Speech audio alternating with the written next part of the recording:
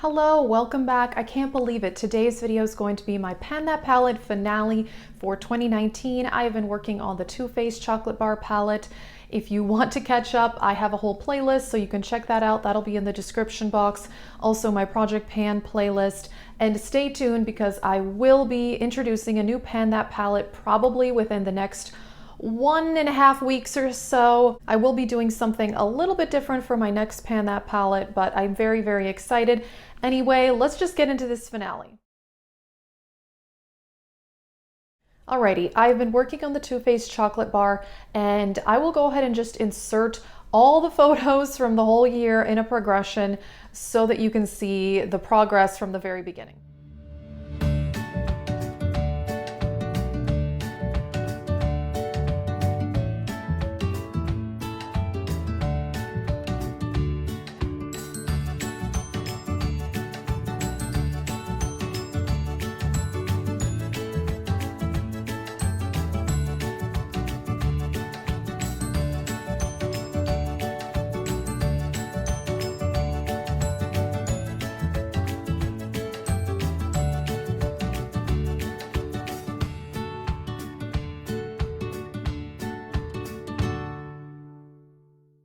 Alrighty, and here we are now. I do have a new pan. I did finally hit pan on Strawberry Bonbon.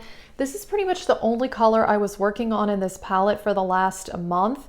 I just kind of stopped using everything else. If you've been watching me from the beginning, my goal was to hit as many pans as possible. I was not trying to finish this palette because I knew I really could not do that, especially because I do work on a lot of other palettes in my project pans, trying to hit pan and whatnot. However, I did hit 1 pan per month, which is very, very exciting. Honestly, when I started this, I thought maybe I would hit 6 or 7 pans total. Last year I worked on the Tartlet in Bloom and I did hit quite a few pans in that one, but not as many as this, although I think the pans in the Tartlet in Bloom are larger size eyeshadow pans than this palette. But yeah, Strawberry Bonbon. And how I used that was, I used it, you guys gave me some great ideas. I did use it to set my eyeshadow primer. I did use it also as a crease color. It's a very light eyeshadow, therefore you can actually use quite a bit of it and it does not even show up that much, to be honest. I do like the color and I love pink eyeshadow, but it's not super pigmented. And then another way I started using it is actually all over the lid, and then I would put a shimmer, like a champagne shimmer or some other shimmer shade on top, and that almost made it like a duochrome type effect because you could still see the pink peeking out, but because the pink is not that pigmented, the shimmer shade showed up quite nicely. Anyway, that was really fun and I actually really enjoyed doing that. It's kind of hard for me to believe, but I love this palette way more than I did at the beginning of the year before I started panning it, which when I don't do a ton of very long project pans. Most of my project pans other than Pan That palette are from like 3 to 5 months. So I do get worried that I would get sick of things. And no, I actually like this palette more than I did at the beginning of the year, which is pretty crazy actually. I would say my favorite shades are definitely Creme Brulee, that is a super metallic bronze, Marzipan, gorgeous champagne. The mattes are really nice quality. I love salted caramel, I love milk chocolate, I love semi-sweet, triple fudge is so good. Those are some of my other favorites. And actually Strawberry Bonbon did grow on me. It's not super pigmented, which can be good or bad actually. It's more versatile because it's not that pigmented. You could use it a lot of different ways. Champagne Truffle, that one is okay. I like it. I wish it was a bit more pink and less white frosty, but other than that, I do enjoy it. I never liked Black Forest Truffle or Candied Violet. Amaretto, this is just a little subpar. I would much prefer this shade to have been more metallic like Marzipan or Creme Brulee. Then I think I would have enjoyed it more. Gilded Ganache, I gave up on that too. I just have way better greens in my collection.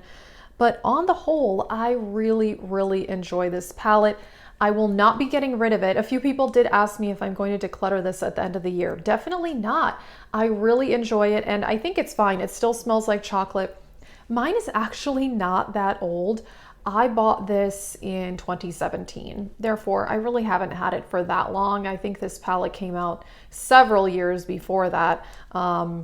yeah, I really, really enjoy it. I'm so happy. I'm really shocked also that I hit 12 pans. Pretty good, actually. I mean, I did use it quite a bit.